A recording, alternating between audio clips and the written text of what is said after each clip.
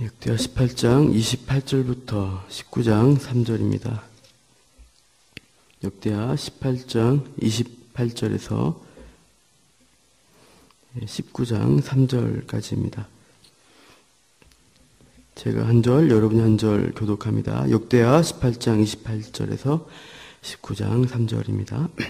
이스라엘 왕과 유다 왕 여호사밧이 길르앗 라못으로 올라가니라.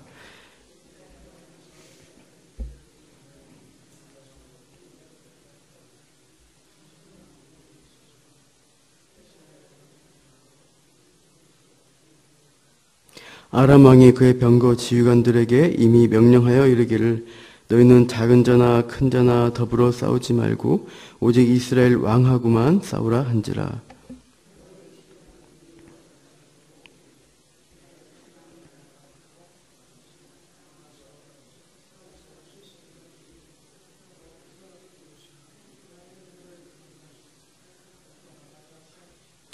병거의 지휘관들이 그가 이스라엘 왕이 아님을 보고 추격을 그치고 돌아갔더라.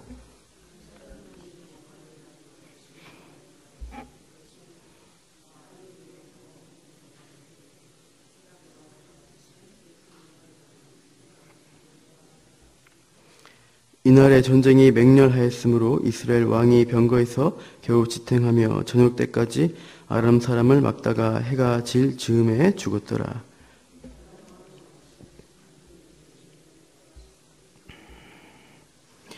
하나니의 아들 선견자 예후가 나가서 여호사밧 왕을 맞아 이르되 왕이 악한 자를 돕고 여호와를 미워한 자들을 사랑하는 것이 옳으니까 그러므로 여호와께로부터 진노하심이 왕에게 임하리이다. 그러나 왕에게 선한 일도 있으니 이는 왕이 아세라 목상들을 이 땅에서 없애고 마음을 기울여 요 하나님을 찾음이니이다 하였더라. 아멘. 네, 오늘 19장 18장 28절 첫 절을 보시면 이스라엘 왕과 유다 왕 여호사밧이 길르앗 라못으로 올라갔다 라고 시작합니다. 그것으로 여행하러 간 것이 아닌 것을 우리가 알 수 있습니다. 본문에 나오듯이 길르앗 라못을 탈환하기 위한 전쟁을 벌이기 위해서 갔습니다. 그런데 2절에 보시면 이스라엘 왕이 이렇게 제안을 하고 있습니다.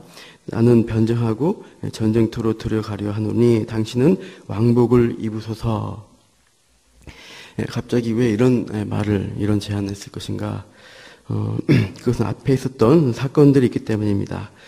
길르앗 라못을 탈환하기 위한 전쟁에 앞서서 여호사밧 왕은 이 아합 왕에게 선지자의 말씀을 들어오자라고 제안을 했습니다. 그래서 선지자 400명이 다가왔고 400명은 전부 다 똑같이 승리를 할 것이다 라는 예언을 해주고 있습니다. 그리고 단 한 사람 미가야라는 선지자가 부정적인 예언을 했습니다. 18장 한번 16절을 한번 읽어보시기 바랍니다. 18장 16절입니다. 시작. 그가 이르되 내가 보니 온 이스라엘이 목자 없는 양같이 땅에 흩어졌는데 여호와의 말씀이 이 무리가 주인이 없으니 각각 평안히 자기들의 집으로 돌아갈 것이니라 하셨나이다 하는지라. 즉 미가야 선지자는 이스라엘이 목자가 주인이 없어진 것처럼 될 것이다. 그래서 결국은 아합 왕이 전사할 것을 예언한 것입니다. 아합 왕이 바로 드는 앞에서 굉장히 대담한 발언을 한 것입니다. 당신은 죽을 것이다. 이렇게 가감없이 한 이 말씀을 전했습니다. 그러자 아합 왕은 어떻게 반응을 합니까? 거의 농담조로 무시하듯이 흘려듣습니다. 이 선자는 원래 부정적인 말을 한 사람이다라고 이렇게 비웃습니다. 그리고 아합 왕은 자신 있게 이렇게 자신에 대해서 말합니다. 18장 26절을 읽어보겠습니다. 26절입니다. 시작. 왕이 이같이 말하기를 이놈을 옥에 가두고 내가 평안히 돌아올 때까지 고난의 떡과 고난의 물을 먹게 하라 하셨나이다 하니. 미가야 선지자의 예언과 다를 것이다. 나는 전장에서 평안히 돌아올 것이라고 자신 있게 말하고 있습니다. 죽을 사람은 너 미가야다. 내가 돌아와서 두고 오자 이놈. 내가 너를 엄중한 벌로 다스리겠다라고 이렇게 자신 있게 말을 하고 있습니다. 그러나 27절 보시면 미가야는 다시 한번 왕이 참으로 평안히 돌아오시게 된다면 여호와께서 내게 말씀하지 아니하였을 것이다. 반드시 죽을 것이다라는 것을 또 한 번 말하고 있습니다. 이런 과정을 겪고 아합 왕은 전쟁터에 온 거예요. 그러니까 아무래도 마음에 찜찜함이 있었나 같습니다. 그래서 본문에서 말한 대로 변장하겠다라고 말한 것입니다. 자기 대신 여호사밧 혼자 왕복을 입고 있고 자기는 평복을 입고 병사들 틈에 들어간 것입니다. 우리가 예상되는 결과는 여호사밧 왕이 집중적인 공격을 받을 것이고 자기는 적당히 숨어 있으면 안전할 것이다. 이런 계략을 썼던 것이죠. 실제로 이제 아람 왕은 특명을 내립니다.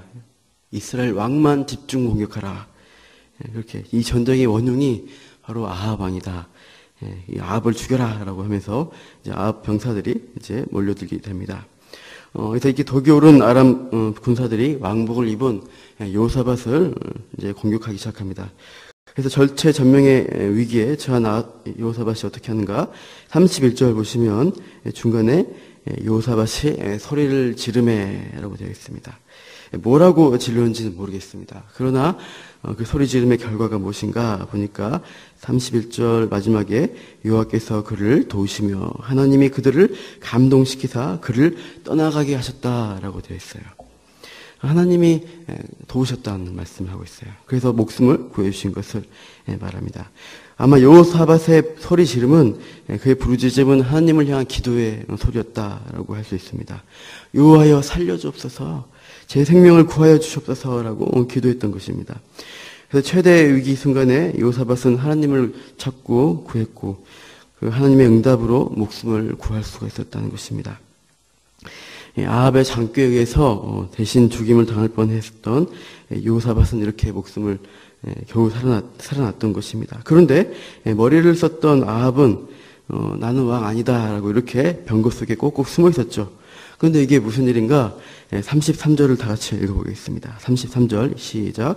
한 사람이 무심코 활을 당겨 이스라엘 왕의 갑옷 솔기를 쏜지라.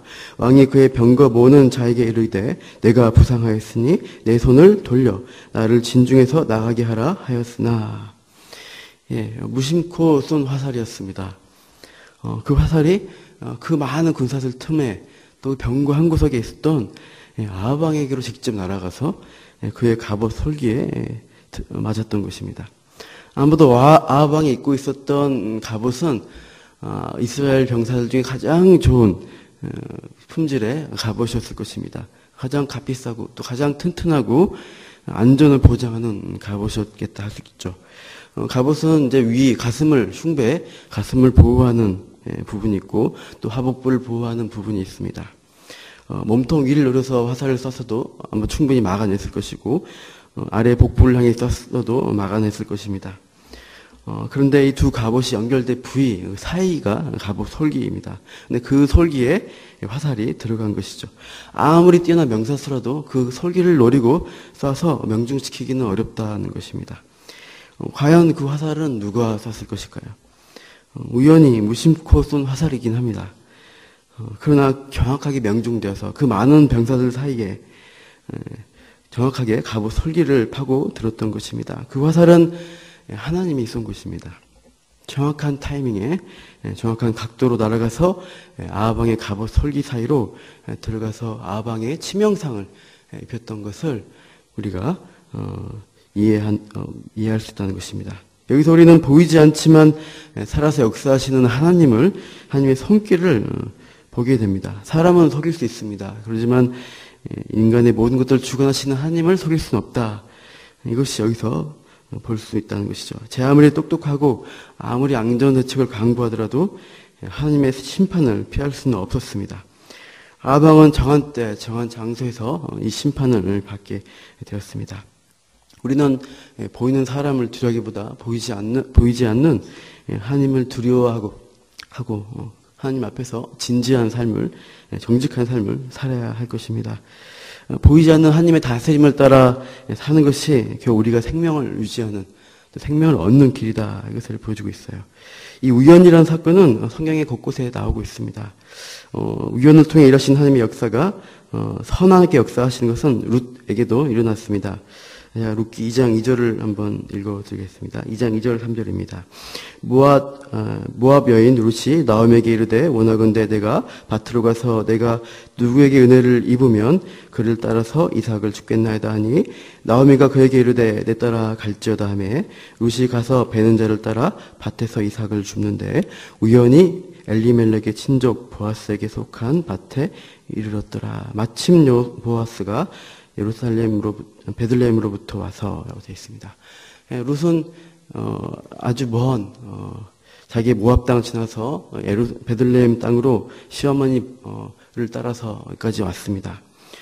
하나님에 대한 시어머니가 믿는 그 하나님을 룻도 바라보면서 따라왔던 것이고 아무 앞으로 희망도 없어요. 이제 과부로 살아야 되고 결혼할 남편도 구할 수 없는 입장에서 이방 여인으로서 살아가는 과정에서 오늘 아까 읽었던 말씀처럼 우연히 보아스의 밭에 이르게 되고 또 마침 보아스가 거기서 만나게 되는 사건입니다. 그럼으로써 이 하나님의 은혜가 이 보아스를 통해서 룻에게 전해지게 됐고 룻은 결국 보아스와 결혼한다는 것으로 우리 결론이 나는 것을 알 수 있죠. 숨겨진 하나님의 역사가 우연으로서 나타난다는 것입니다. 하나님은 우리 가운데 계속해서 일하고 있습니다. 그러나 표면적으로 보이기에는 일하지 않으십니다. 그러나 결국에는 하나님을 경외한 자에게는 선하게 역사하시고 하나님을 두려워하지 않고 하나님을 무시한 자에게는 결국엔 심판으로 응답하신다는 것입니다. 그것이 우연히 무심코 일어날지라도 말입니다. 아방이 저렇게 죽게 된 것은 하나님을 두려워하지 않았기 때문이고 하나님의 말씀을 박해하고 핍박했던 그래서 전혀 회개하지 않았던 것 때문에 그가 받게 된 보응이었던 것입니다. 반면에 여호사밧 왕은 죽임을 당할 뻔했지만 기도했기 때문에 하나님을 의지했기 때문에 구원을 받게 됩니다. 하나님을 의지하고 기도한 사람에게는 하나님이 생명싸기로 보호하시는 것을 우리가 기억해야 하는 것입니다. 여호와가 함께 생명싸기 속에 쌓였다라고 아비가일이 다윗에게 그렇게 말했던 것처럼 다윗은 순간순간 목숨을 잃을 만한 위기가 있었지만 그때 하나님이 도와주셨습니다. 수많은 사람이 죽이려 할지라도 천만이 둘러치려고 해도 하나님이 구원한 사람은 살리신다는 것입니다. 그래서 최고로 좋은 호위병이나 최고로 좋은 갑옷이나 뛰어난 계략을 의지한 사람은 결국 하나님을 두려워하지 않기 때문에 심판을 받게 됐고 하나님을 의지한 사람은 위험에 처해서도 결국 하나님께서 적당한 때 분명하게 구원해 주신 것을 우리가 기대해야 한다 이것입니다. 하나님께서는 확실한 계획과 뜻을 가지고 우리의 삶을 바라보고 계십니다. 나는 어떻게 살아야 할 것인가 하나님께 좀 더 오늘 매달리시고 기도하고 무엇보다도 하나님 앞에 정직한 믿음으로 살아가십시오. 그렇다면은 우연이라는 이름으로 무심코라는 이름으로 우리에게 평안한 길을 허락하여 주실 거라고 확신합니다. 이렇게 오늘 하루도 기도하시면서 또 주의를 준비하고 은혜를 구하시기 바랍니다. 함께 기도하겠습니다. 하나님 오늘 하루 살아갈 동안 하나님의 다스리심과 역사심을 인정하기 원합니다. 모든 일들이 우연히 이루어진 것 같이 보일지라도 결국 하나님의 뜻과 계획대로 이루어지심을 믿습니다. 더욱 하나님을 경외하고 믿고 의지하고 그렇게 기도하는 이 시간 되게 하시고 그렇게 오늘 하루 살아가면서 주일에 큰 은혜를 받는 우리 모두가 되게 하여 주시옵소서. 우리 모든 삶을 주님께 맡겨드립니다. 이 모든 말씀 예수님 이름으로 기도합니다. 아멘.